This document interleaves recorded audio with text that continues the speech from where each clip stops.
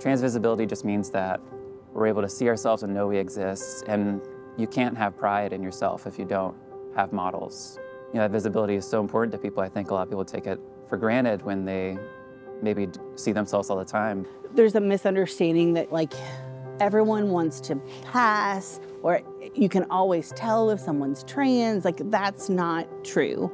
Trans visibility is important to me because I did not know I was trans until I had visibility for a non-binary trans masc person. I met them when I moved to college. Identified as non-binary, had top surgery, was on testosterone, and before I only thought that was for trans men.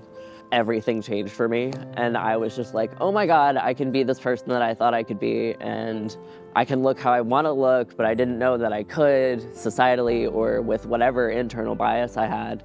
But I think one of the bigger things and one of the bigger reasons that it's vital to see what trans people are showing the world right now is that we show people the possibility of what happens when we make a conscious decision to trust that inner voice within us that says, this is me, this is who I am. I am trans, but I didn't know what a trans person was till I was 18 years old.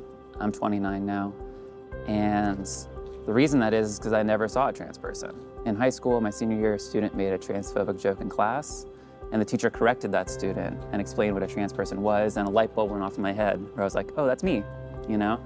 But if I had known, if I had seen people like me earlier, I would have just been able to avoid a lot of pain not knowing what I was and who I was. I want people to recognize our shared humanity. We're just people. We are teachers, we are professors, we're taxi cab drivers. There's a lot of stereotypes about like, this is all about bathrooms, or this is all about accessing, you know, affirming care. And like, yes, those things are important. And also like, that's not all our life is about. Like, we're people with likes and dislikes and hobbies and families and, you know, things that we like to do that don't revolve around our gender or sexuality. Claiming the life that is there rather than the one that we've been told we're supposed to live. Claiming the true fullness of who we are and who we can be rather than what we're supposed to be. The bigger your community is, the more being visible is not as much of a bold leap.